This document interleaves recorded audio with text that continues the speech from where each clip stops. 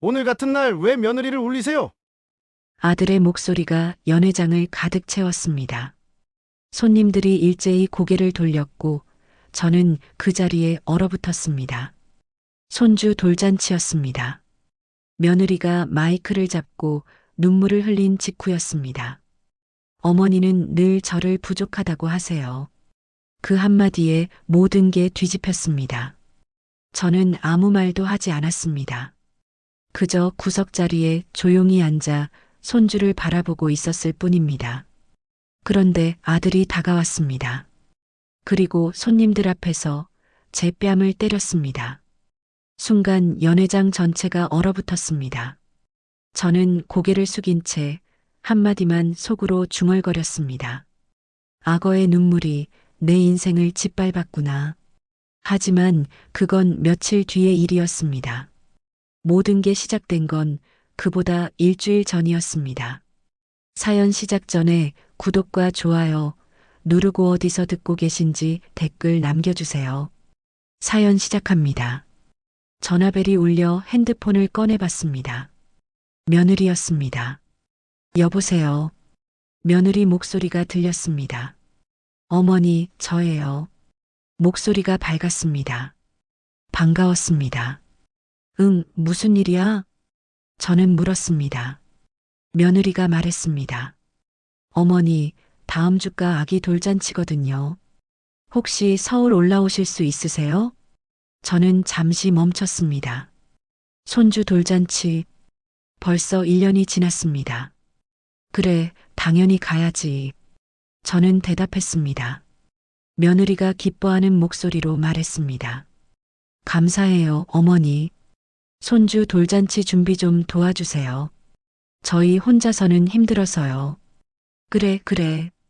저는 웃으며 대답했습니다. 며느리가 말했습니다. 그럼 이번 주말에 올라오시면 돼요. 준비할 게 많아서요. 알았어. 그때 보자. 전화를 끊었습니다. 가슴이 뛰었습니다. 손주를 볼 수 있다는 생각에 벌써 1년이나 됐다니. 작년 이맘때였습니다. 아들이 전화했습니다. 엄마, 아기 태어났어요. 그날 저는 너무 기뻤습니다. 손주가 생긴 겁니다. 하지만 며느리가 조리원에 있어서 바로 보진 못했습니다. 한 달쯤 지나서 봤습니다. 작고 예쁜 아기였습니다. 손주를 안는데 눈물이 났습니다. 이 아이가 벌써 돌이 됐다니. 시간이 참 빠릅니다. 집 안으로 들어갔습니다. 옷장을 열었습니다. 뭘 입고 가야 할까 고민했습니다. 제일 좋은 옷을 꺼냈습니다. 검정 바지에 흰색 블라우스, 깨끗하게 다려져 있었습니다. 가방도 꺼냈습니다. 뭘 가져가야 할까 생각했습니다. 손주 선물도 사야겠다고 생각했습니다. 며칠이 지났습니다. 주말이 됐습니다. 아침 일찍 일어났습니다. 씻고 옷을 입었습니다. 거울을 봤습니다. 주름진 얼굴이지만 오늘은 기분이 좋았습니다. 손주를 보러 가니까요. 버스를 탔습니다. 시골에서 서울까지 3시간이 걸렸습니다. 창밖을 보며 생각했습니다. 손주가 많이 컸겠지. 말도 하려나. 걷기도 하려나.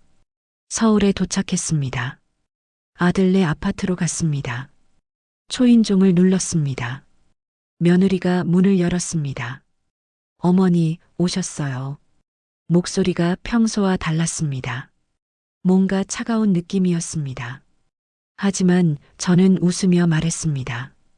응, 왔어. 안으로 들어갔습니다. 손주가 거실에서 놀고 있었습니다. 저는 가방을 내려놓고 손주에게 다가갔습니다. 우리 손주, 할머니 왔어. 손주가 저를 봤습니다. 하지만 낯을 가렸습니다. 며느리 뒤로 숨었습니다. 가슴이 아팠습니다. 자주 보지 못해서 그런가 봅니다. 며느리가 말했습니다. 어머니, 일단 짐 풀고 쉬세요. 아기는 제가 볼게요. 저는 고개를 끄덕였습니다. 방으로 갔습니다. 작은 방이었습니다. 짐을 풀고 거실로 나왔습니다. 며느리가 아기를 재우고 있었습니다. 내가 뭐 도와줄 거 없어? 저는 물었습니다. 며느리가 고개를 저었습니다. 아니요, 괜찮아요. 어머니는 그냥 쉬세요. 그 말투가 이상했습니다. 예전 같지 않았습니다. 하지만 저는 아무 말도 하지 않았습니다. 저녁이 됐습니다. 아들이 퇴근했습니다. 엄마 왔어요? 아들이 웃으며 말했습니다. 응, 왔어. 같이 저녁을 먹었습니다. 며느리가 차린 밥상이었습니다. 맛있었습니다. 하지만 분위기가 어색했습니다. 며느리가 말이 없었습니다. 아들도 피곤해 보였습니다. 밥을 다 먹고 저는 설거지를 하려고 일어났습니다. 며느리가 말했습니다. 어머니, 제가 할게요. 어머니는 쉬세요. 아니야, 내가 할게. 저는 말했습니다. 하지만 며느리가 고집했습니다. 아니에요, 괜찮아요. 목소리가 단호했습니다. 저는 물러설 수밖에 없었습니다. 다음 날 아침, 며느리가 말했습니다. 어머니, 오늘 돌잔치 장소 보러 가요. 같이 가실래요? 그래, 가자. 저는 대답했습니다. 연회장에 갔습니다. 큰 곳이었습니다. 며느리가 직원과 이야기하고 있었습니다. 저는 옆에서 듣고 있었습니다. 음식은 이렇게 하고요. 꽃장식은 저렇게 해주세요. 며느리가 말했습니다. 저는 조심스럽게 말했습니다. 음식은 이것도 추가하면 어떨까? 며느리가 저를 봤습니다. 표정이 굳어졌습니다. 어머니, 이번 행사는 저희가 준비할게요. 어머니는 손님처럼 계세요. 그 말에 가슴이 철렁했습니다. 손님처럼 계세요. 도와달라고 해서 온 건데. 하지만 저는 웃으며 대답했습니다. 그래, 알았어. 연회장을 나왔습니다. 며느리는 앞서 걸었습니다. 저는 뒤따라 걸었습니다. 거리가 느껴졌습니다. 예전에는 이렇지 않았는데 집으로 돌아왔습니다. 저는 방에 들어가 앉았습니다. 왜 이럴까요? 무슨 일이 있는 걸까요? 하지만 손주 생각에 참았습니다. 돌잔치까지만 있으면 됩니다. 그러면 다시 시골로 내려가면 됩니다. 며칠이 지났습니다. 돌잔치 준비가 한창이었습니다. 하지만 저는 할 일이 없었습니다. 며느리가 다 알아서 했습니다. 저는 그저 방에 있거나 손주를 멀리서 바라볼 뿐이었습니다. 손주는 여전히 낯을 가렸습니다. 제게 다가오지 않았습니다. 며느리만 따랐습니다. 서운했습니다. 하지만 어쩔 수 없었습니다. 자주 보지 못한 제 잘못이니까요. 어느 날 저녁, 며느리가 서류 뭉치를 들고 왔습니다. 어머니, 잠깐 볼 게 있어요. 며느리가 말했습니다. 뭔데? 저는 물었습니다. 행사비가 좀 부족해서요. 어머니 이름으로 계약하면 혜택이 있대요. 며느리가 서류를 내밀었습니다. 저는 서류를 받아봤습니다. 글씨가 작았습니다. 내용이 복잡했습니다. 이게 뭐야? 저는 물었습니다. 며느리가 대답했습니다. 그냥 형식적인 거예요. 이름만 써주시면 돼요. 하지만 마음이 불안했습니다. 뭔가 이상했습니다. 이건 나중에 다시 보자. 저는 말했습니다. 며느리의 얼굴이 굳어졌습니다. 왜요? 글씨도 작고 내용도 잘 모르겠어.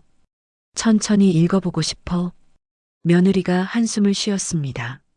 알겠어요. 그리고 서류를 가져갔습니다.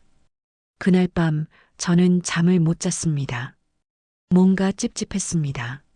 며느리의 표정이 계속 떠올랐습니다. 다음 날부터 며느리는 더 차가워졌습니다. 말을 거의 하지 않았습니다. 밥도 따로 먹었습니다. 저는 어떻게 해야 할지 몰랐습니다. 아들한테 말할까 생각했지만 괜히 사이만 나빠질 것 같았습니다. 그냥 돌잔치만 지나면 된다고 생각했습니다. 조금만 참으면 된다고. 하지만 뭔가 잘못되고 있다는 걸 느꼈습니다. 며느리의 눈빛이 달랐습니다. 차갑고 계산적이었습니다. 돌잔치가 이틀 앞으로 다가왔습니다. 저는 손주 선물을 샀습니다. 작은 금반지였습니다. 며느리에게 보여줬습니다. 이거 손주 줄 거야. 며느리가 반지를 받습니다. 고맙긴 한데 너무 작은 거 아니에요? 그 말에 할 말이 없었습니다. 제가 살 수 있는 건 이게 전부였습니다. 괜찮아, 마음이야. 저는 웃으며 말했습니다. 하지만 며느리는 시큰둥했습니다. 그날 밤 우연히 며느리가 통화하는 소리를 들었습니다. 화장실을 가려다가 거실을 지나는데 며느리 목소리가 들렸습니다. 그분이 사인만 하면 대출도 해결된다고 했잖아요. 이번 주 안에 꼭 받을게요. 저는 멈춰섰습니다. 대출? 사인? 며느리가 계속 말했습니다. 돌잔치 끝나고 다시 얘기해 볼게요. 지금은 눈치챌까봐 조심스러워요. 저는 조용히 방으로 돌아왔습니다. 가슴이 두근거렸습니다. 그 서류가 대출 서류였구나. 제 이름으로 대출을 받으려고 했구나. 잠이 오지 않았습니다. 어떻게 해야 할까 고민했습니다. 아들한테 말해야 할까요? 하지만 믿어줄까요? 며느리 편을 들지 않을까요? 모르겠었습니다. 일단 돌잔치까지만 참기로 했습니다. 그리고 서류에는 절대 사인하지 않기로 했습니다. 이틀 뒤 돌잔치 날이 왔습니다. 돌잔치 전날 밤이었습니다. 저는 방에서 내일 입을 옷을 꺼내놓고 있었습니다. 노크 소리가 들렸습니다. 며느리였습니다. 어머니, 들어가도 돼요? 목소리가 평소와 달랐습니다. 부드러웠습니다. 그래, 들어와. 저는 대답했습니다. 문이 열렸습니다. 며느리가 들어왔습니다. 손에 서류를 들고 있었습니다. 또 그 서류였습니다. 어머니, 잠깐 시간 되세요? 며느리가 물었습니다. 웃고 있었지만 눈빛은 진지했습니다. 무슨 일인데? 저는 물었습니다. 며느리가 서류를 테이블에 놓았습니다. 저번에 말씀드린 서류요. 저는 서류를 봤습니다. 또 그 복잡한 글씨들. 이게 뭐라고 했지? 저는 물었습니다. 어머니, 사실은요. 며느리가 잠시 머뭇거렸습니다. 행사비가 좀 부족하다고 말씀드렸잖아요. 근데 사실은 제 사업 때문에 급한 돈이 필요해서요. 사업? 저는 놀랐습니다. 네, 제가 온라인 쇼핑몰 준비 중이거든요. 근데 초기 자금이 좀 필요해서요. 며느리가 말했습니다. 그럼 은행에서 대출 받으면 되잖아. 저는 말했습니다. 며느리가 고개를 저었습니다. 저희는 이미 집 담보대출이 있어서 추가 대출이 안 된대요. 그래서 저는 물었습니다. 어머니 명의로 대출 받으면 금리도 낮고 승인도 잘 된대요. 며느리가 말했습니다. 제 명의로? 네, 어머니 집을 담보로요. 며느리가 조심스럽게 말했습니다. 가슴이 철렁했습니다. 제 집을 담보로. 저는 서류를 들어 천천히 읽기 시작했습니다. 글씨가 작았습니다. 돋보기를 꺼냈습니다. 며느리가 조바심을 냈습니다. 어머니, 그냥 여기 사인만 하시면 돼요. 복잡한 거 아니에요. 하지만 저는 계속 읽었습니다. 그리고 한 문장이 눈에 들어왔습니다. 담보 제공 동의서. 대출 금액 5천만 원. 숨이 막혔습니다. 5천만 원. 5천만 원을 내 집 담보로 빌린다고? 저는 물었습니다. 네, 근데 제가 다 갚을 거예요. 사업 잘 되면 1년 안에 갚을 수 있어요. 며느리가 말했습니다. 1년? 만약 사업이 안 되면? 며느리가 당황했습니다. 그건 잘 될 거예요. 제가 준비 많이 했어요. 하지만 확실한 건 없잖아. 저는 말했습니다. 사업이라는 게 잘 될지 안 될지 누가 알아요. 만약 안 되면 내 집이 넘어가는 거잖아. 며느리의 얼굴이 굳어졌습니다. 어머니, 지금 며느리를 못 믿으세요? 그게 아니라 저는 말을 이었습니다. 집은 내 전부야. 남편 돌아가시고 혼자 살면서 지킨 집이야. 그걸 담보로 줄 수는 없어. 며느리가 목소리를 높였습니다. 어머니, 저 정말 잘할 수 있어요. 이번 기회 놓치면 안 돼요. 그럼 다른 방법을 찾아봐. 저는 단호하게 말했습니다. 무슨 다른 방법이요? 저희는 이미 대출도 많고 다른 담보도 없어요. 며느리가 소리쳤습니다. 그래도 안 돼. 저는 서류를 밀어냈습니다. 며느리가 서류를 집어들었습니다. 손이 떨리고 있었습니다. 알겠어요. 어머니는 며느리보다 집이 더 중요하시네요. 그 말에 가슴이 아팠습니다. 그게 아니라 저는 말하려 했지만 며느리가 끊었습니다. 됐어요. 알았어요. 며느리가 문을 열고 나갔습니다. 쾅 소리가 났습니다. 저는 방에 혼자 남았습니다. 손이 떨렸습니다. 잘한 건가 싶었습니다. 하지만 어쩔 수 없었습니다. 집은 제 전부였습니다. 평생 모아서 산 집이었습니다. 한참을 앉아 있었습니다. 밖에서 며느리 목소리가 들렸습니다. 아들과 싸우는 소리였습니다. 당신 엄마 정말 너무한 거 아니에요? 며느리 목소리였습니다. 무슨 일인데? 아들이 물었습니다. 제 사업 자금 좀 도와달라고 했더니 집 담보로 주기 싫대요. 며느리가 소리쳤습니다. 잠시 침묵이 흘렀습니다. 엄마가 그랬어? 아들이 물었습니다. 네. 며느리보다 집이 더 중요하시나 봐요. 며느리가 울먹이는 목소리로 말했습니다.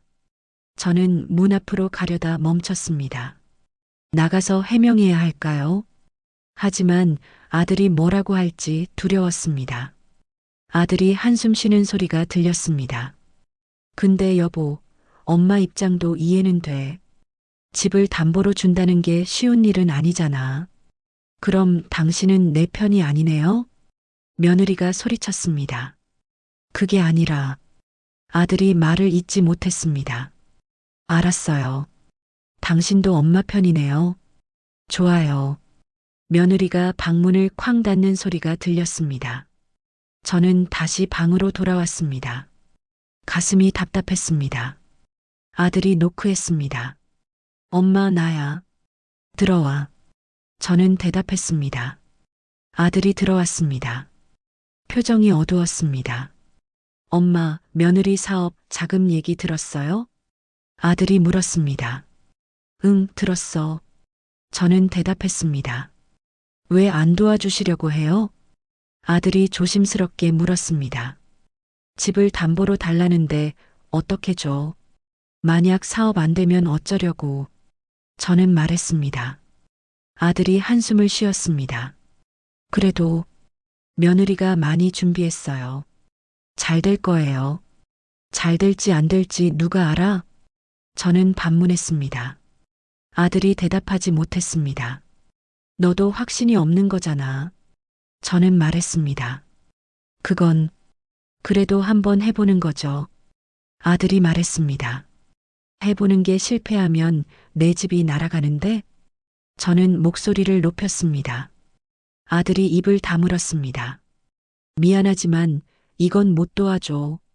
저는 단호하게 말했습니다. 아들이 나갔습니다. 문이 조용히 닫혔습니다. 저는 혼자 남았습니다. 창밖을 봤습니다. 제가 잘못한 걸까요? 하지만 집은 제 전부였습니다. 그날 밤 잠을 못 잤습니다. 천장만 보고 누워 있었습니다. 새벽이 됐습니다.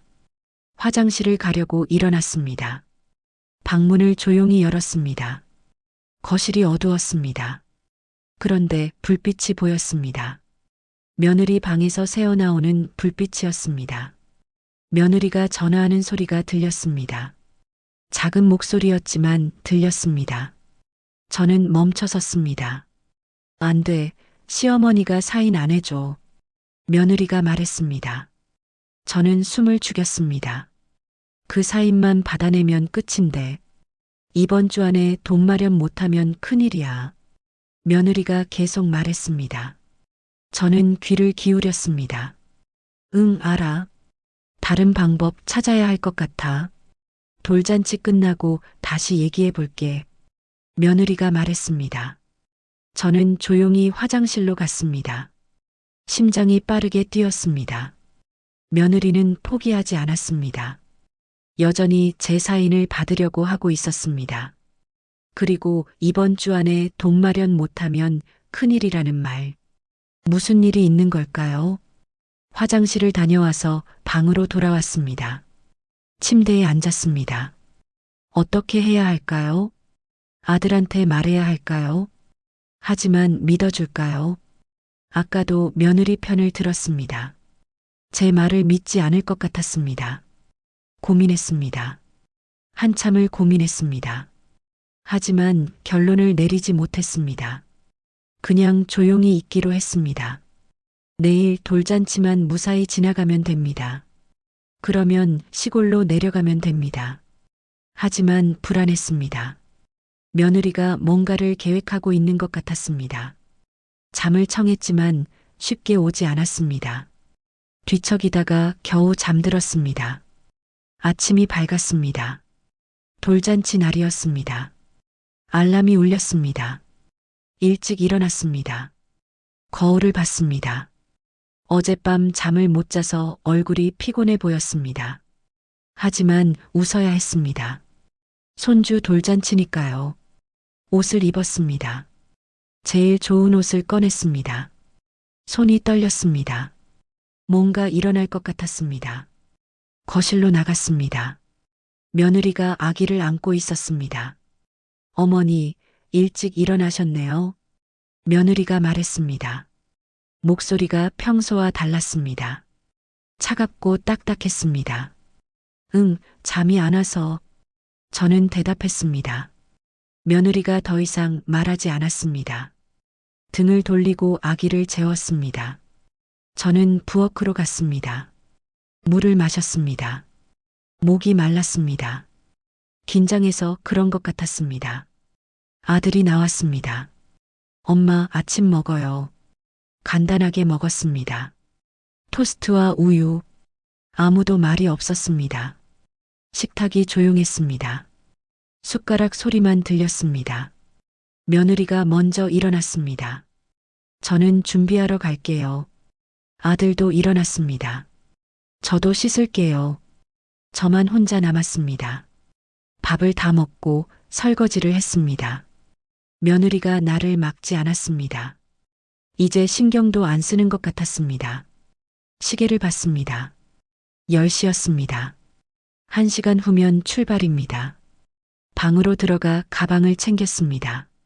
손주 선물로 산 금반지를 넣었습니다. 거울을 다시 봤습니다. 옷매무새를 다듬었습니다.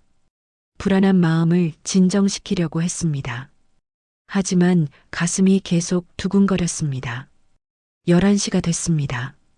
출발 시간이었습니다. 거실로 나갔습니다. 며느리가 아기를 예쁘게 입히고 있었습니다. 손주가 정말 예뻤습니다. 손주야, 할머니 왔어.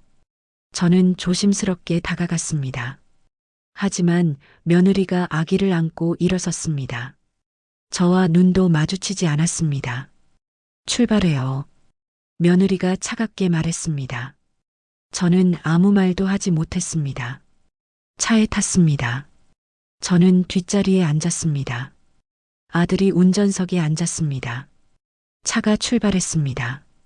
차 안이 조용했습니다. 아무도 말이 없었습니다. 며느리는 창밖만 봤습니다. 아들은 운전만 했습니다. 저는 뒷자리에서 손주를 봤습니다. 아기가 잠들어 있었습니다. 안아보고 싶었습니다. 하지만 며느리가 허락하지 않을 것 같았습니다. 30분쯤 지났습니다. 연회장이 가까워졌습니다. 가슴이 더 빨리 뛰었습니다. 손을 꽉 쥐었습니다. 뭔가 일어날 것 같았습니다. 좋지 않은 일이. 하지만 어떻게 해야 할지 몰랐습니다. 그냥 조용히 있어야 할까요? 손주 생각에 참아야 할까요? 연회장이 보였습니다. 큰 건물이었습니다. 차가 주차장에 들어갔습니다. 차에서 내린 며느리가 아기를 안고 먼저 걸어갔습니다. 아들이 그 뒤를 따라갔습니다. 저는 뒤에서 천천히 걸었습니다. 연회장 입구가 보였습니다. 심호흡을 했습니다. 연회장 안으로 들어갔습니다. 화려한 장식이 보였습니다. 풍선, 꽃, 현수막, 손주 이름이 크게 써져 있었습니다. 사람들이 하나둘 모이고 있었습니다. 며느리가 입구에서 손님들을 맞이했습니다. 환하게 웃으며 인사했습니다. 아까 차 안에서 보던 차가운 얼굴은 어디 갔는지. 저는 안으로 들어갔습니다.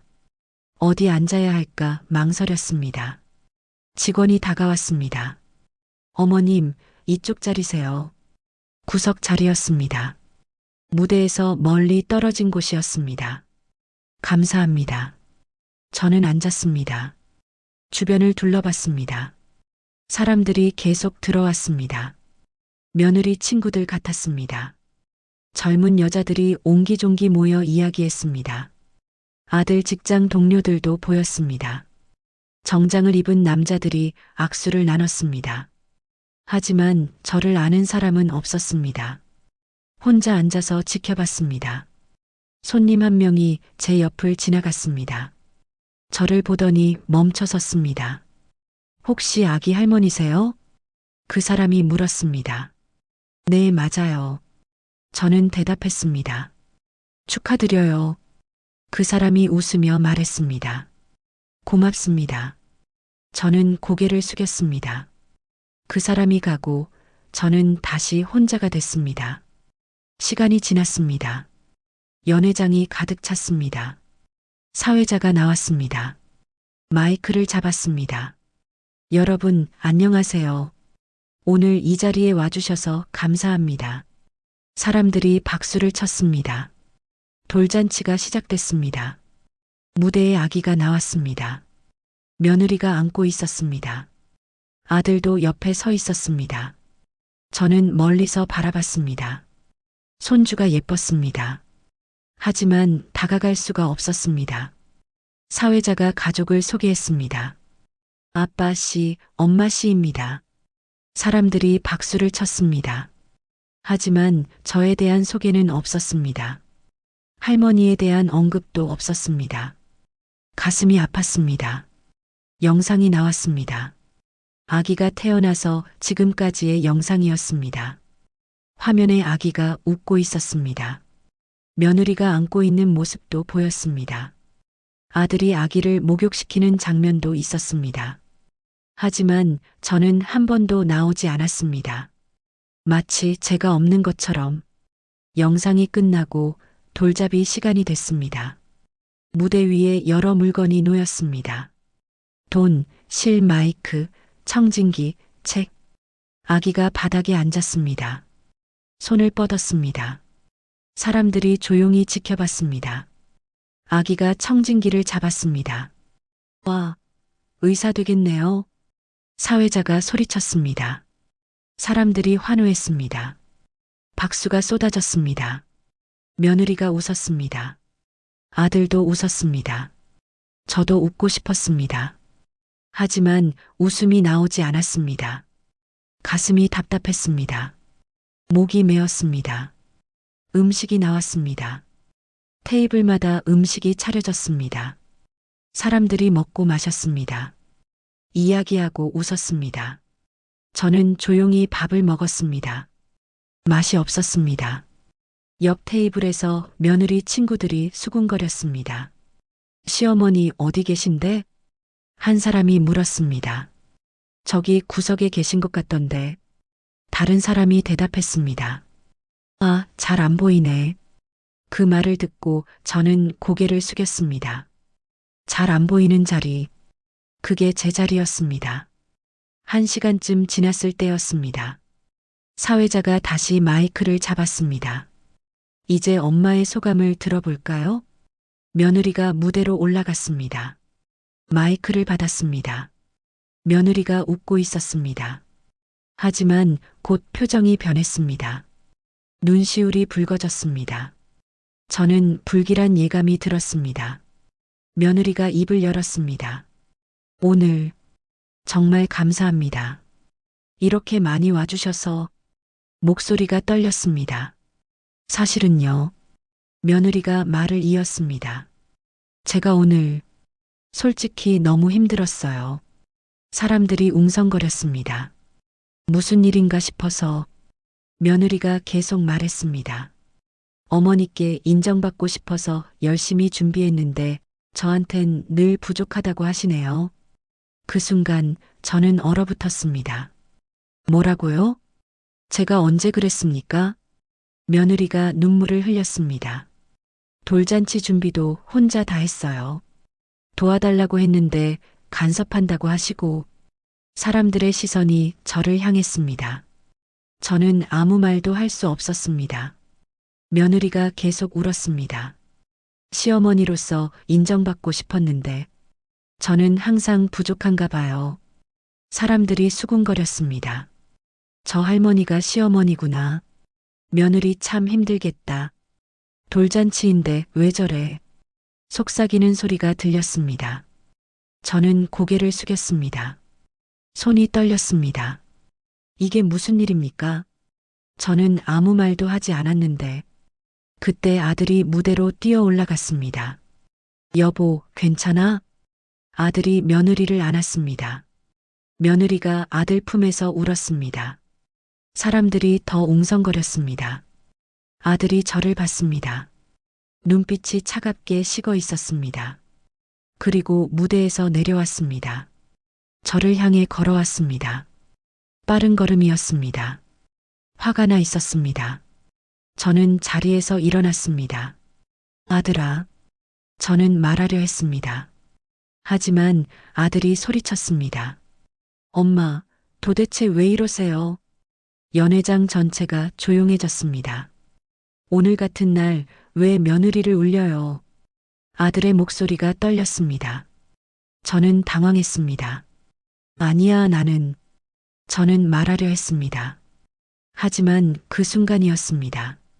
아들의 손이 올라왔습니다. 그리고 제 뺨을 때렸습니다. 따끔했습니다. 뺨이 화끈거렸습니다. 순간 연회장 전체가 얼어붙었습니다. 사람들이 숨을 죽였습니다. 저는 뺨을 감쌌습니다. 아들을 봤습니다. 아들은 분노로 얼굴이 일그러져 있었습니다. 며느리는 무대 위에서 울고 있었습니다. 사람들은 저를 쳐다보고 있었습니다. 손가락질하는 소리가 들렸습니다. 수군거리는 소리도 들렸습니다. 저는 아무 말도 할 수 없었습니다. 그저 고개를 떨군 채 서 있었습니다. 나는 아무 말도 하지 않았는데, 그저 조용히 앉아 있었을 뿐인데, 그 눈물 한 방울이 내 인생을 짓밟았습니다. 누군가 핸드폰을 들고 있었습니다. 영상을 찍고 있었습니다. 아들이 저를 밀쳤습니다. 나가세요. 아들이 차갑게 말했습니다. 저는 비틀거렸습니다. 의자에 손을 짚고 중심을 잡았습니다. 가방을 집어들었습니다. 사람들 사이를 지나 출구로 걸어갔습니다. 고개를 숙인 채 뒤에서 수군거리는 소리가 들렸습니다. 진짜 너무하네. 손주 돌잔치인데 며느리 불쌍해. 그 소리들이 귀에 박혔습니다. 연회장 밖으로 나왔습니다. 햇살이 따뜻했습니다. 하지만 제 몸은 차갑게 식어 있었습니다. 뺨이 아직도 따가웠습니다. 손으로 만져봤습니다. 아들이 저를 때렸습니다. 사람들 앞에서, 손주 돌잔치에서. 저는 주차장 한쪽에 섰습니다. 어디로 가야 할까요?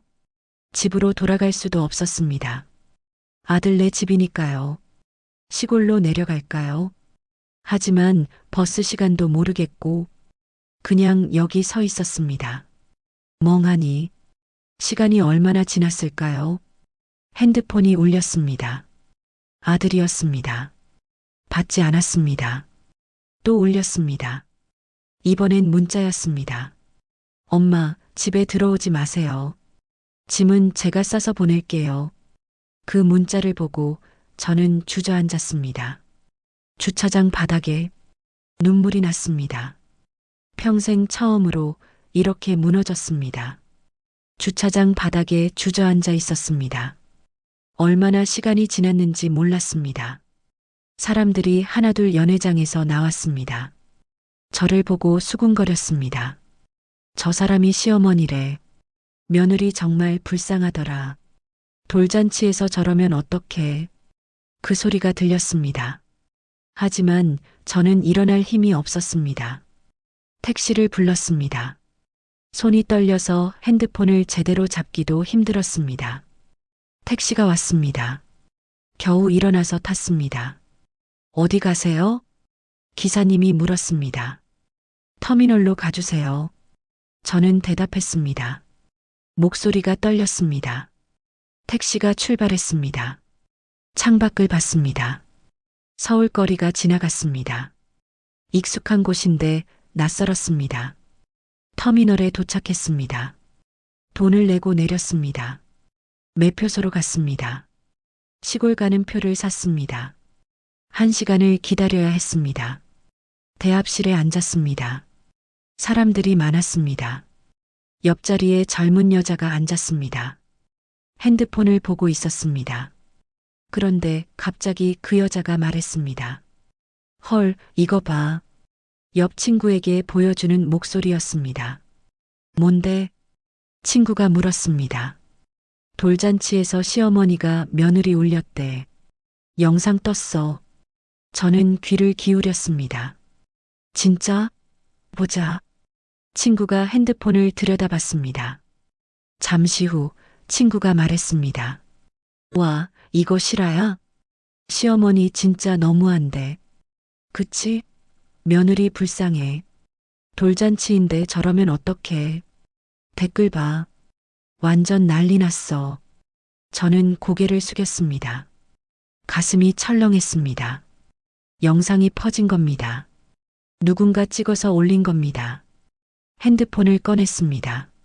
손이 떨렸습니다. 인터넷을 켰습니다. 검색했습니다. 돌잔치 시어머니. 바로 나왔습니다. 영상이 여러 개 올라와 있었습니다. 하나를 눌렀습니다. 영상이 재생됐습니다. 며느리가 무대에서 울고 있었습니다. 어머니께 인정받고 싶었는데, 그리고 아들이 달려가는 장면, 저를 향해 소리치는 장면, 뺨을 맞는 장면은 없었습니다. 그 전에 영상이 끝났습니다. 하지만 충분했습니다. 댓글을 봤습니다. 시어머니 진짜 너무하네. 며느리 불쌍해 유유. 돌잔치에서 저러면 어떡해. 요즘 시대에 저런 시어머니가 있어? 아들이 화낼 만하네. 댓글이 수백 개였습니다. 저를 욕하는 댓글들이었습니다. 손이 떨렸습니다. 핸드폰을 쥔 손이 땀에 젖었습니다.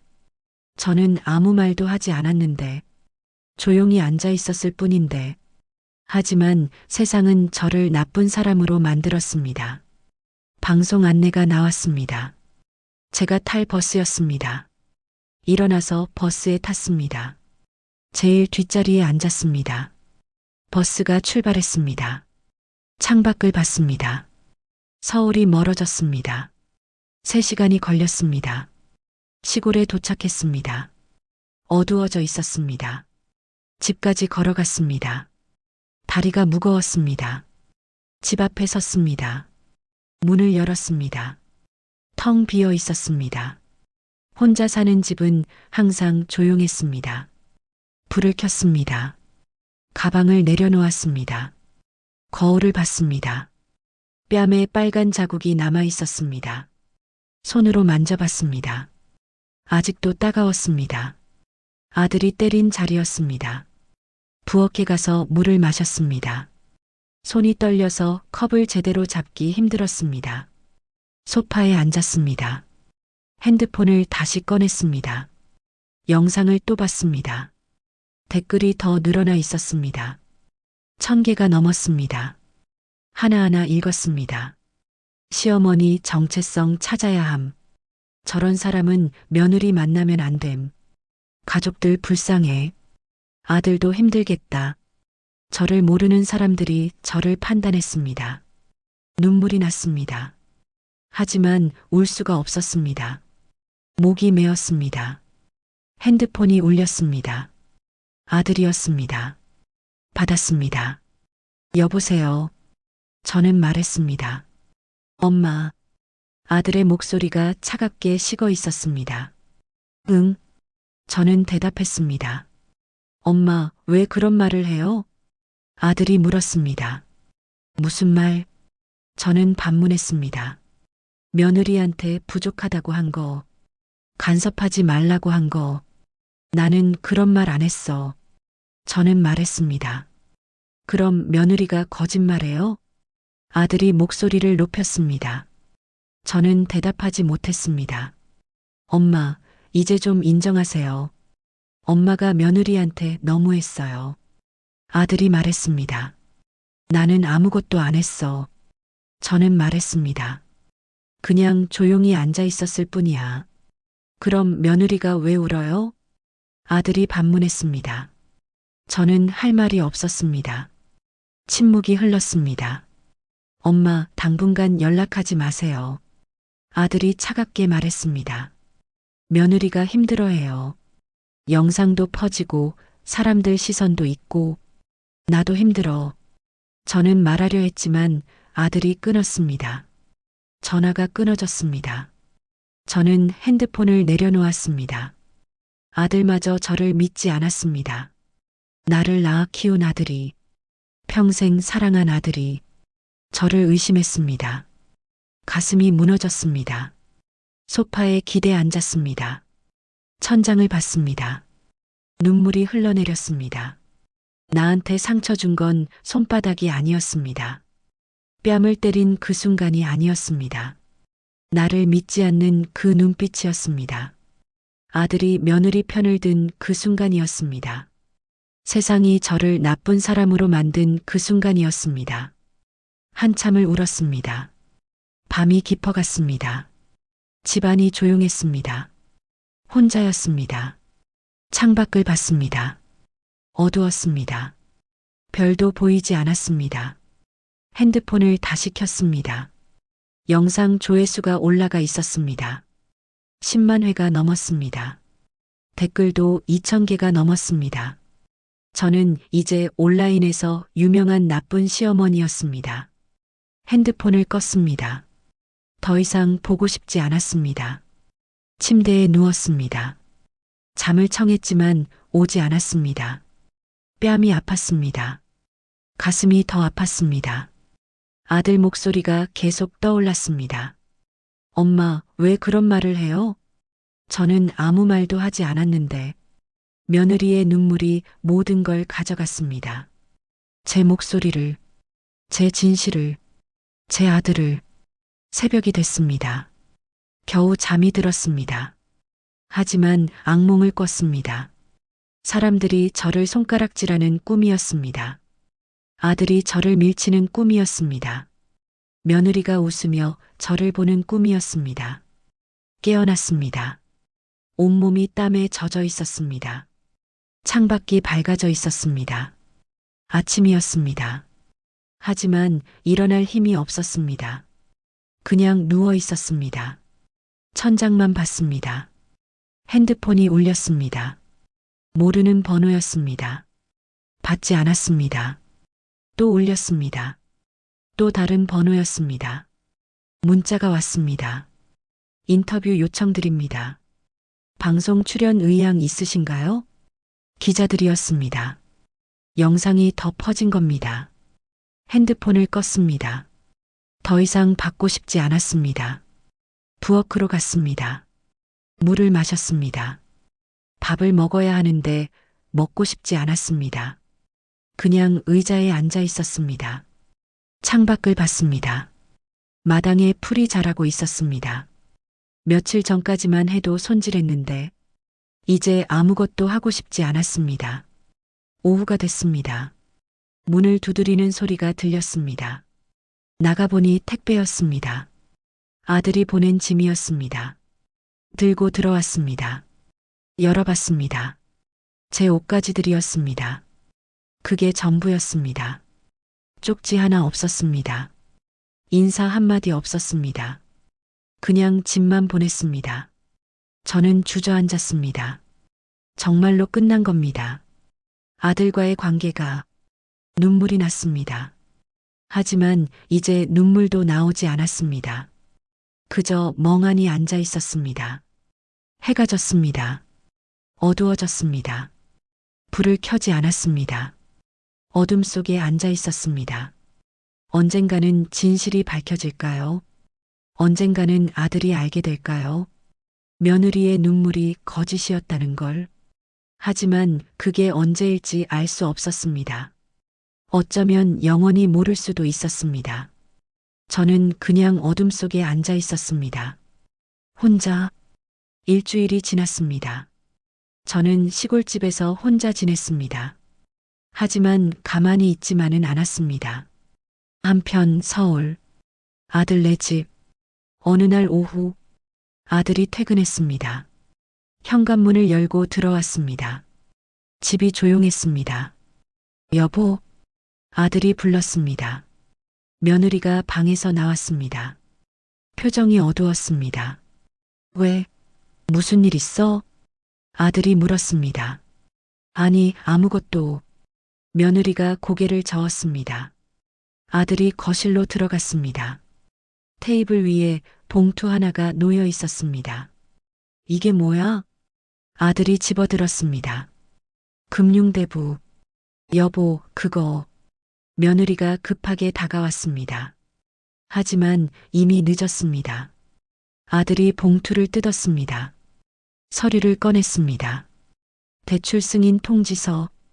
아들의 얼굴이 굳었습니다. 대출? 아들이 며느리를 봤습니다. 며느리가 입술을 깨물었습니다. 아들이 서류를 읽기 시작했습니다. 대출 금액 5천만 원. 대출자 며느리. 담보 제공자 어머니. 아들의 손이 떨렸습니다. 여보, 이게 뭐야? 엄마 이름이 왜 여기 있어? 며느리가 대답하지 않았습니다. 여보, 아들이 소리쳤습니다. 며느리가 조심스럽게 입을 열었습니다. 사업 자금이 필요해서 대출받았어요. 엄마 집을 담보로? 아들이 물었습니다. 네. 며느리가 작게 대답했습니다. 엄마가 동의했어? 나는 그런 얘기 들은 적 없는데? 며느리가 눈을 피했습니다. 여보, 대답해. 엄마가 동의했냐고. 며느리가 고개를 저었습니다. 아들이 서류를 다시 봤습니다. 담보 제공 동의서 마이너스 제출 완료. 서명 날짜 3월 16일. 3월 16일. 아들이 중얼거렸습니다. 돌잔치 이틀 전이잖아. 며느리를 봤습니다. 엄마가 사인했어? 언제? 며느리가 대답하지 않았습니다. 아들이 다음 페이지를 넘겼습니다. 서명란이 보였습니다. 도장이 찍혀 있었습니다. 여보, 엄마가 직접 찍은 거 맞아? 며느리가 고개를 돌렸습니다. 아들이 일어났습니다. 며느리 방으로 갔습니다. 서랍을 열었습니다. 그리고 무언가를 발견했습니다. 도장이었습니다. 어머니 도장이었습니다. 손이 떨렸습니다. 거실로 나왔습니다. 도장을 들고 이게 뭐야? 아들이 며느리를 봤습니다. 며느리가 얼굴이 하얗게 변했습니다. 엄마 도장이 왜 여기 있어? 며느리가 대답하지 않았습니다. 설마 엄마 몰래 가져온 거야? 며느리가 눈물을 글썽였습니다. 언제? 아들이 물었습니다. 어머니가 서울 오셨을 때요. 며느리가 작게 대답했습니다. 그럼 돌잔치 이틀 전에 이미 서류 만들었다고? 며느리가 고개를 끄덕였습니다. 그럼 돌잔치 때 온 건 뭐야? 며느리가 눈을 피했습니다. 어머니가 화나게 해서요. 엿먹이고 싶었어요. 아들이 믿을 수 없다는 표정을 지었습니다. 나는 엄마를 때렸어. 사람들 앞에서. 그리고 서류를 다시 봤습니다. 이미 돈 받았어? 네. 사업 자금으로 썼어요. 며느리가 대답했습니다. 아들이 머리를 감싸 쥐었습니다. 나 엄마한테 갈 거야. 며느리가 붙잡았지만 아들이 뿌리쳤습니다. 다음 날 아침 아들은 회사에 연차를 냈습니다. 서류와 도장을 챙겼습니다. 시골로 가는 버스를 탔습니다. 3시간이 걸렸습니다. 어머니 집 앞에 섰습니다. 문을 두드렸습니다. 한참 후에 문이 열렸습니다. 저였습니다.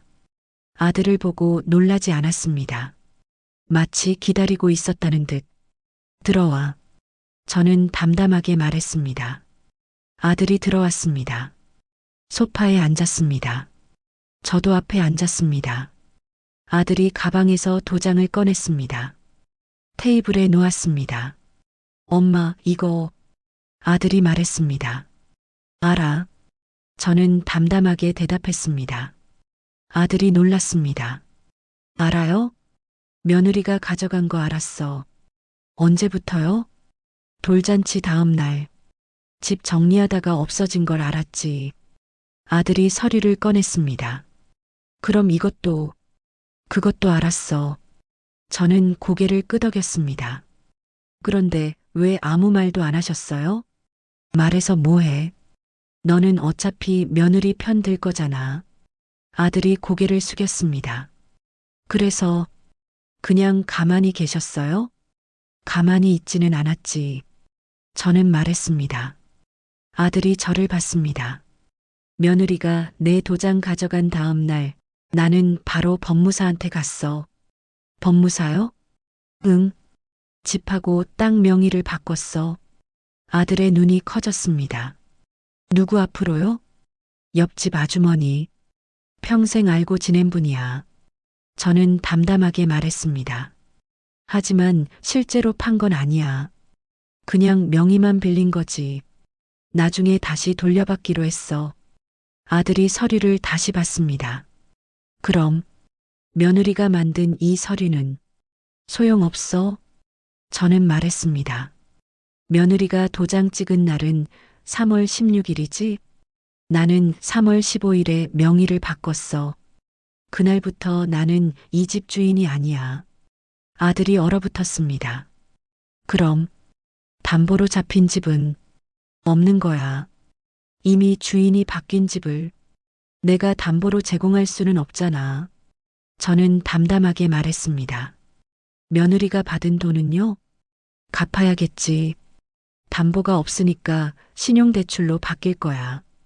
신용대출은 이자가 높지. 아주 높아. 저는 고개를 끄덕였습니다. 며느리가 갚을 수 있을까? 아들이 고개를 떨궜습니다. 그리고 하나 더. 저는 말을 이었습니다. 아들이 저를 봤습니다. 내 도장을 훔쳐서 서류를 만들었잖아. 그건 범죄야. 저는 가방에서 서류 하나를 꺼냈습니다. 고소장.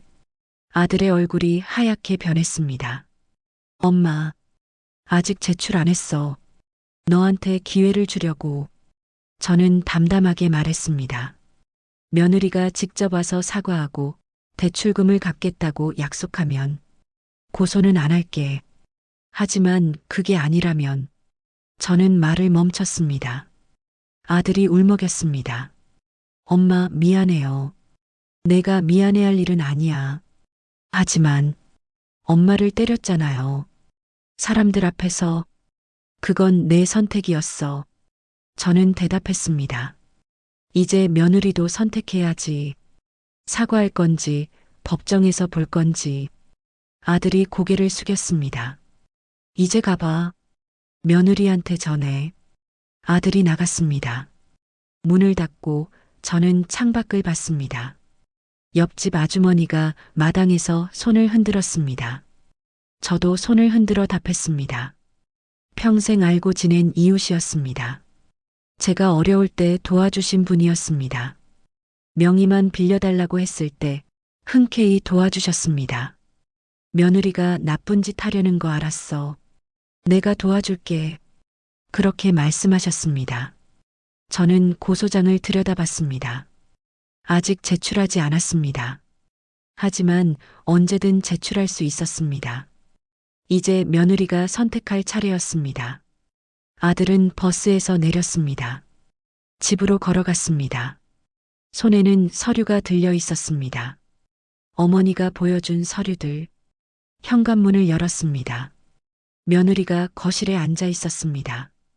핸드폰을 보고 있었습니다. 아들을 보고 일어났습니다. 어떻게 됐어요? 며느리가 물었습니다. 목소리에 불안이 섞여 있었습니다. 아들이 서류를 테이블에 내려놓았습니다. 앉아. 아들이 말했습니다. 며느리가 소파에 앉았습니다. 아들도 앞에 앉았습니다. 엄마, 다 알고 계셨어. 아들이 말했습니다. 며느리의 얼굴이 굳었습니다. 뭐요? 도장 가져간 것도, 서류 만든 것도. 며느리가 입술을 깨물었습니다. 그래서요? 어머니가 뭐라고 하셨는데요? 아들이 며느리를 봤습니다. 엄마가 집 명의를 바꿨대. 며느리가 눈을 크게 떴습니다. 뭐라고요? 당신이 도장 가져간 다음 날, 바로 법무사한테 가서 명의를 바꿨대. 며느리가 벌떡 일어났습니다. 그게 무슨 소리예요? 옆집 아주머니 명의로 바꿨대. 아들이 말했습니다. 며느리의 얼굴이 하얗게 변했습니다. 그럼 담보는 없어. 아들이 대답했습니다. 당신이 서류에 도장 찍은 날은 3월 16일이지? 엄마는 3월 15일에 명의를 바꿨어. 그날부터 엄마는 그 집 주인이 아니야. 며느리가 주저앉았습니다. 그럼 내가 받은 돈은 갚아야지. 아들이 말했습니다. 하지만 담보가 없으니까 신용대출로 바뀔 거래. 신용대출? 며느리가 중얼거렸습니다. 그건 이자가 높아. 엄청 높아. 아들이 고개를 끄덕였습니다. 며느리가 손으로 얼굴을 감쌌습니다. 어떻게? 아들이 계속 말했습니다. 그리고 하나 더. 며느리가 고개를 들었습니다. 엄마가 고소장 준비하셨어. 고소장? 며느리의 목소리가 떨렸습니다. 도장 도난, 문서 위조. 아들이 서류를 꺼냈습니다. 어머니가 보여준 고소장 사본이었습니다. 며느리가 서류를 받아봤습니다. 손이 떨렸습니다. 고소장, 고소인 어머니, 피고소인 며느리, 혐의 도장 절취 및 사문서 위조. 며느리의 얼굴에서 핏기가 사라졌습니다. 이건 안 돼. 엄마가 말씀하셨어. 아들이 말을 이었습니다. 당신이 직접 가서 사과하고 대출금 갚겠다고 약속하면 고소는 안 하신대. 하지만 그게 아니라면. 아들이 말을 멈췄습니다. 며느리가 서류를 내려놓았습니다. 사과하라고?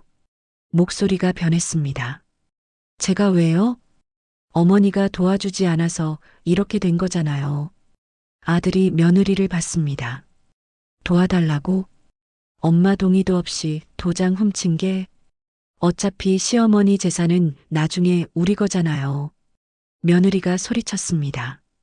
그건 엄마가 주실 때 받는 거지. 훔치는 게 아니야. 아들도 목소리를 높였습니다. 며느리가 울기 시작했습니다. 하지만 이번엔 아들이 흔들리지 않았습니다. 당신 돌잔치 때도 거짓말로 울었잖아. 아들이 차갑게 말했습니다. 며느리가 울음을 멈췄습니다. 나는 그 눈물을 믿었어. 엄마를 때렸어. 사람들 앞에서. 며느리가 아무 말도 하지 못했습니다. 이제 선택해. 아들이 말했습니다. 엄마한테 가서 사과하고 용서 빌 거야? 아니면 법정에서 볼 거야? 며느리가 고개를 들었습니다. 눈빛이 차갑게 식어 있었습니다. 법정이요. 며느리가 말했습니다. 뭐? 전 사과 안 해요. 제가 뭘 잘못했는데요? 며느리가 일어났습니다. 어머니가 도와주셨으면 이런 일 없었을 거예요. 다 어머니 탓이에요. 아들이 믿을 수 없다는 표정으로 며느리를 봤습니다. 당신, 지금 진심으로 하는 말이야? 네, 진심이에요. 며느리가 단호하게 말했습니다. 전 잘못한 게 없어요. 아들이 고개를 저었습니다. 그럼 나는 어쩔 수 없네. 아들이 일어났습니다. 짐 쌀게. 며느리가 놀랐습니다. 뭐라고요? 나 나갈 거야. 더 이상 당신이랑 못 살아. 아들이 말했습니다. 며느리가 아들을 붙잡았습니다. 여보, 잠깐만요. 손 놓아. 아들이 차갑게 말했습니다. 당신이 사과 안 하면 엄마는 고소하실 거야. 그럼 당신은 전과자가 돼. 며느리가 얼굴이 하얗게 변했습니다. 그리고 나는 그런 사람이랑 못 살아. 아들이 방으로 들어갔습니다. 짐을 싸기 시작했습니다. 며느리가 따라 들어갔습니다. 여보, 제발. 하지만 아들은 대답하지 않았습니다. 옷을 가방에 넣었습니다. 필요한 것들을 챙겼습니다. 며느리가 울기 시작했습니다. 이번엔 진짜 눈물인 것 같았습니다. 하지만 아들은 돌아보지 않았습니다. 가방을 들고 방을 나왔습니다. 며느리가 붙잡았습니다. 여보, 가지 마요. 아들이 손을 뿌리쳤습니다. 나 호텔 갈 거야. 며칠 생각할 시간 필요해. 며느리가 바닥에 주저앉았습니다. 아들이 문을 열고 나갔습니다. 문이 닫혔습니다. 며느리는 혼자 남았습니다. 한참을 울었습니다. 그리고 핸드폰을 꺼냈습니다. 누군가에게 전화를 걸었습니다. 저예요. 큰일 났어요. 며느리가 울먹이며 말했습니다. 시어머니가 명의를 바꿨대요. 담보가 없어졌어요. 전화 너머에서 목소리가 들렸습니다. 그럼 어떻게 할 거야? 모르겠어요. 남편도 나갔고 고소당할 수도 있대요. 그럼 사과해야지. 전화 너머 목소리가 말했습니다. 하지만 며느리가 고개를 저었습니다. 싫어요. 절대 안 해요. 제가 뭘 잘못했는데요? 전화가 끊어졌습니다. 며느리는 혼자 앉아 있었습니다. 어둠이 내렸습니다. 불을 켜지 않았습니다. 그냥 어둠 속에 앉아 있었습니다.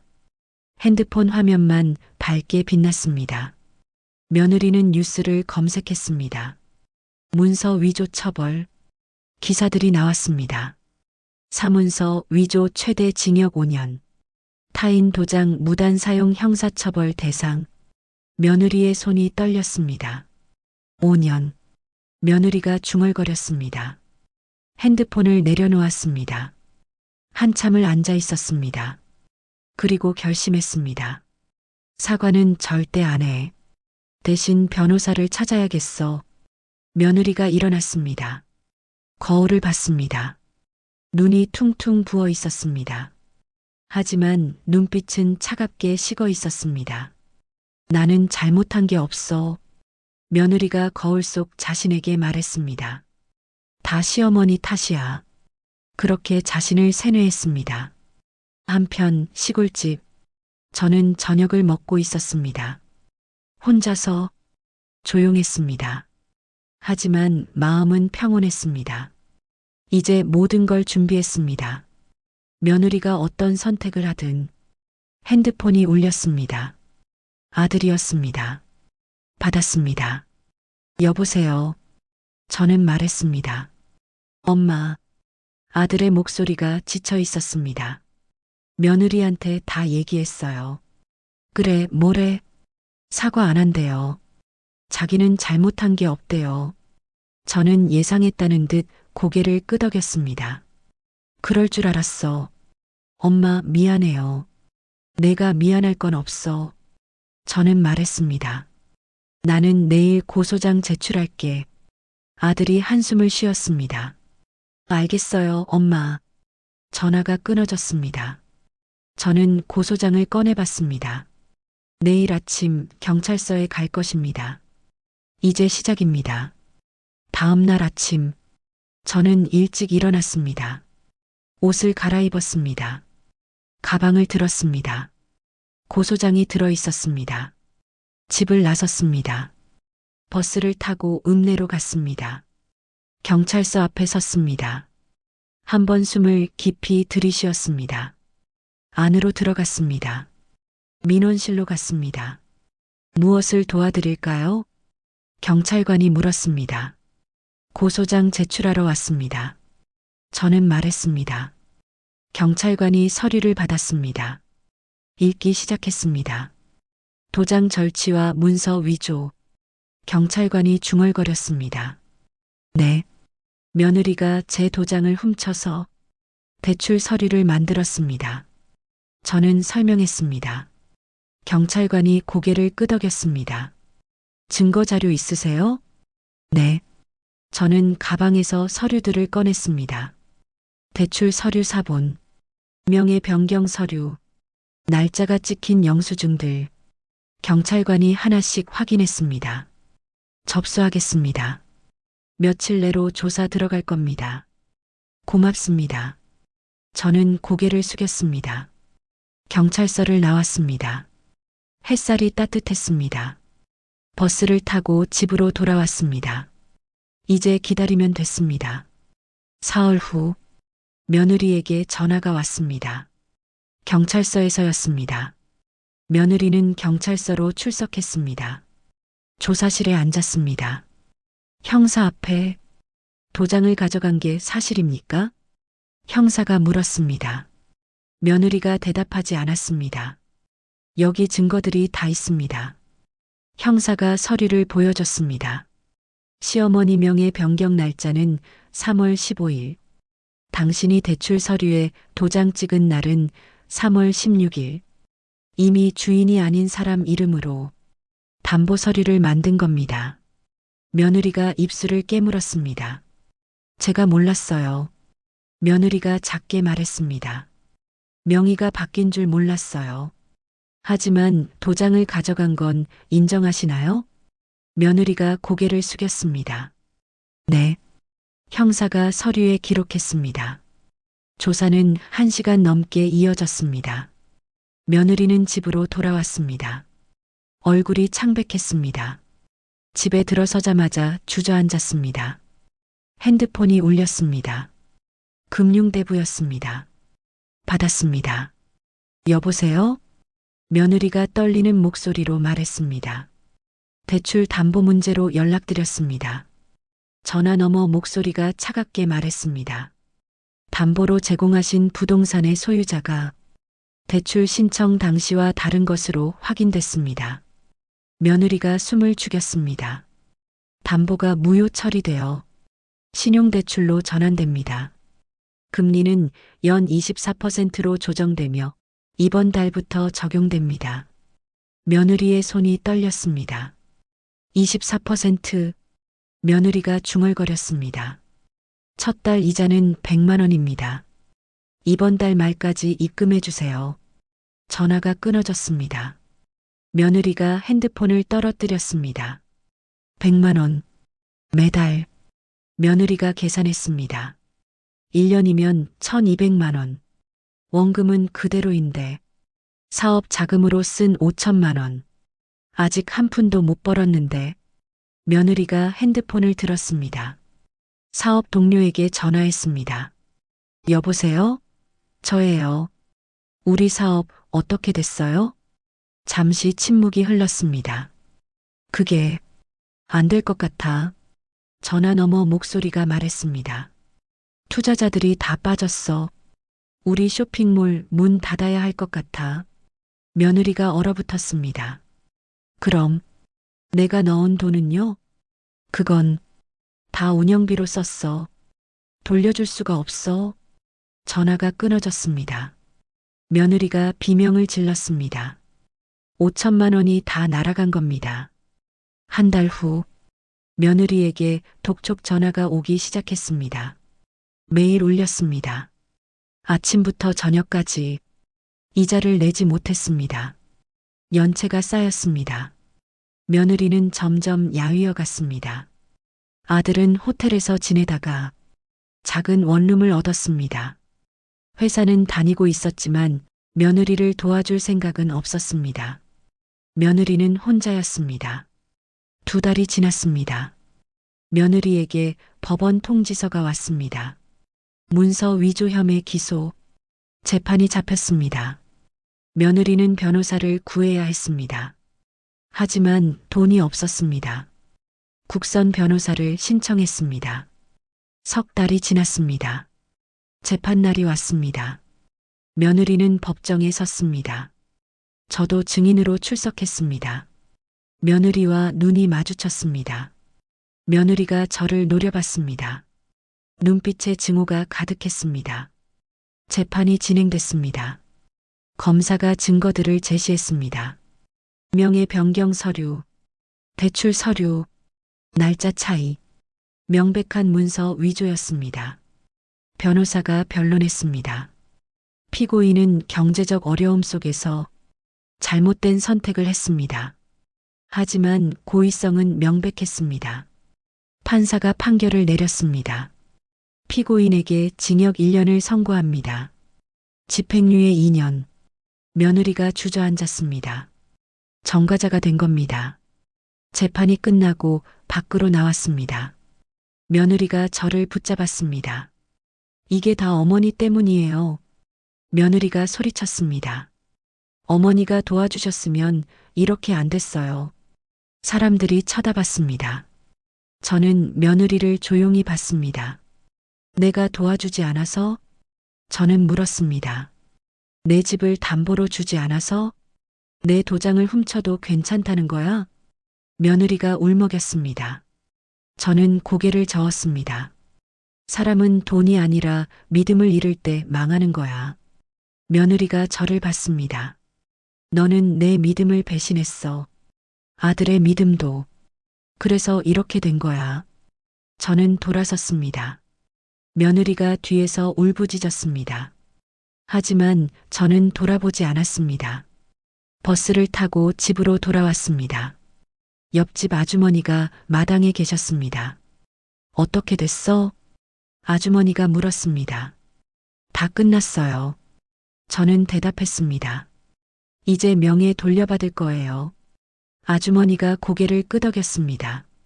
고생했어. 아주머니 덕분이에요. 저는 고개를 숙였습니다. 다음 주 명의를 다시 제 앞으로 돌렸습니다. 집과 땅이 다시 제 것이 됐습니다. 하지만 달라진 게 있었습니다. 이젠 아들도 며느리도 없었습니다. 혼자였습니다. 하지만 괜찮았습니다. 제 것을 지켰습니다. 제 자존심을 지켰습니다. 그걸로 충분했습니다. 며칠이 지났습니다. 재판 결과가 뉴스에 났습니다.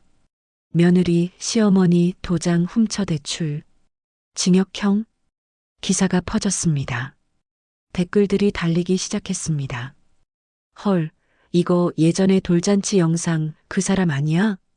맞아, 시어머니 울렸다던 그 며느리. 그럼 그때 거짓말이었다는 거야?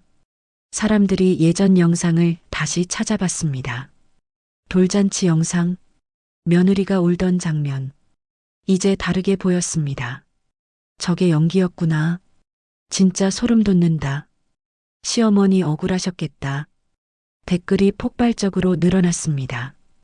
예전엔 어머니를 욕했던 사람들이 이젠 며느리를 비난했습니다.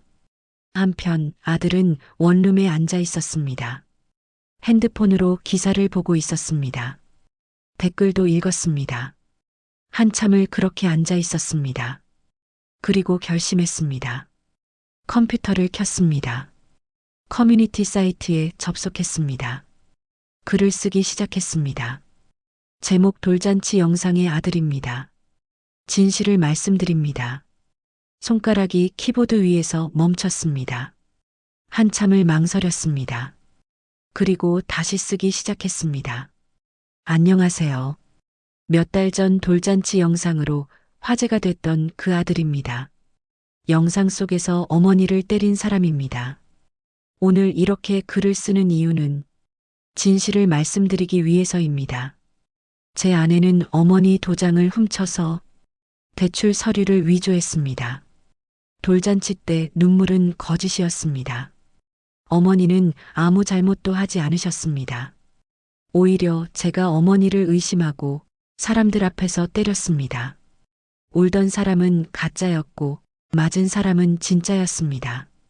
어머니께 정말 죄송합니다. 영상을 보신 분들께도 사과드립니다. 진실은 언제나 드러난다는 걸 뼈저리게 느꼈습니다. 글을 다 쓰고 올리기 버튼을 눌렀습니다. 손이 떨렸습니다. 몇 분 지나지 않아 댓글이 달렸습니다. 진작 이렇게 했어야지. 어머니께 잘하세요. 아들도 반성하는 게 다행이네. 그래도 늦게라도 진실 밝혀서 다행. 댓글이 계속 늘어났습니다. 글이 다른 커뮤니티로 퍼졌습니다. 뉴스 기사로도 났습니다. 돌잔치 며느리 가짜 눈물이었다. 아들 어머니께 죄송합니다. 여론이 완전히 뒤집혔습니다. 예전에 어머니를 욕했던 사람들이 이젠 응원의 댓글을 달았습니다. 어머니 힘내세요. 진실이 밝혀져서 다행. 어머니는 아무 잘못 없으셨어요. 며느리에게는 비난이 쏟아졌습니다. 며느리는 집에서 나오지 못했습니다. 밖에 나가면 손가락질 당했습니다. 이혼 서류가 왔습니다. 아들이 보낸 것이었습니다. 며느리는 서명했습니다. 모든 게 끝났습니다. 한편 아들은 결심했습니다. 어머니를 찾아가야겠다고. 주말이 됐습니다. 버스를 탔습니다. 3시간 후 시골에 도착했습니다. 어머니 집 앞에 섰습니다. 문을 두드렸습니다. 한참 후에 문이 열렸습니다. 저였습니다. 아들을 보고 놀랐습니다. 들어와. 저는 문을 열어줬습니다. 아들이 들어왔습니다. 소파에 앉았습니다. 저도 앞에 앉았습니다. 아들이 고개를 숙였습니다. 엄마, 미안해요. 저는 대답하지 않았습니다. 정말 미안해요. 아들이 울기 시작했습니다. 나는 엄마를 믿지 못했어요. 며느리 편만 들었어요. 사람들 앞에서 엄마를 때렸어요. 아들이 눈물을 흘렸습니다. 이번엔 진짜 눈물이었습니다. 저는 아들을 봤습니다. 한참을 그렇게 봤습니다. 그리고 입을 열었습니다. 늦게라도 울 줄 아는 건 다행이야. 아들이 고개를 들었습니다. 진짜 눈물은 사람을 살려. 저는 말했습니다. 가짜 눈물은 사람을 죽이지만 진짜 눈물은 사람을 살린다. 아들이 더 울었습니다. 저는 일어나서 부엌으로 갔습니다. 물을 한 잔 따라왔습니다. 마셔. 아들에게 건넸습니다. 아들이 물을 마셨습니다. 저는 다시 앉았습니다. 엄마 용서해 주세요. 아들이 말했습니다. 저는 창밖을 봤습니다. 해가 지고 있었습니다. 석양이 아름다웠습니다. 이미 용서했어. 저는 담담하게 말했습니다. 아들이 저를 봤습니다. 내가 진실을 깨달은 순간 나는 이미 용서했어. 고맙습니다, 엄마. 아들이 고개를 숙였습니다. 저는 일어났습니다. 방으로 갔습니다. 서랍을 열었습니다. 사진 한 장을 꺼냈습니다. 거실로 돌아왔습니다. 아들에게 보여줬습니다. 손주 돌잔치 사진이었습니다. 예쁘지? 저는 웃으며 말했습니다. 아들이 사진을 봤습니다. 눈물이 또 흘렀습니다. 네, 예뻐요. 손주는 잘 자라고 있어? 저는 물었습니다. 네, 잘 크고 있어요. 아들이 대답했습니다. 언제 한번 데려와. 저는 말했습니다. 할머니가 보고 싶어. 아들이 고개를 끄덕였습니다. 네, 꼭 데려올게요. 저는 사진을 탁자 위에 놓았습니다. 밥 먹고 가. 저는 일어났습니다. 부엌으로 가서 저녁을 차렸습니다. 아들과 함께 밥을 먹었습니다. 오랜만에 함께한 식사였습니다. 말은 많지 않았습니다. 하지만 마음은 편안했습니다. 밥을 다 먹고 설거지를 했습니다. 아들이 집에 가야 한다고 했습니다. 조심히 가. 저는 말했습니다. 아들이 나갔습니다. 문을 닫고 저는 거실로 돌아왔습니다. 손주 사진을 들여다봤습니다.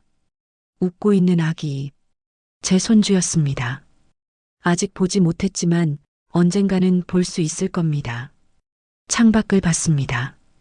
별이 떠오르고 있었습니다. 조용한 밤이었습니다. 하지만 마음은 평온했습니다. 모든 게 제자리를 찾았습니다. 진실은 밝혀졌습니다. 거짓은 무너졌습니다. 제 집도 제 땅도 지켰습니다. 제 자존심도 지켰습니다. 아들도 돌아왔습니다. 진심으로 사과했습니다. 이제 다시 시작할 수 있었습니다. 손주 사진을 액자에 넣었습니다. 탁자 위에 놓았습니다. 매일 볼 수 있게. 저는 소파에 앉아 사진을 봤습니다. 미소가 번졌습니다. 힘든 시간이었습니다. 아팠습니다. 하지만 이겨냈습니다. 그리고 깨달았습니다. 진짜 눈물은 사람을 살린다는 것을, 거짓 눈물은 결국 들킨다는 것을, 믿음이 가장 중요하다는 것을. 창밖으로 달빛이 들어왔습니다. 조용하고 평화로운 밤이었습니다. 저는 사진을 한 번 더 봤습니다. 그리고 속삭였습니다. 할머니가 기다릴게.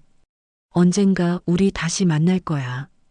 그때는 웃으면서, 미소를 지으며 저는 불을 껐습니다. 달빛만이 방을 밝혔습니다.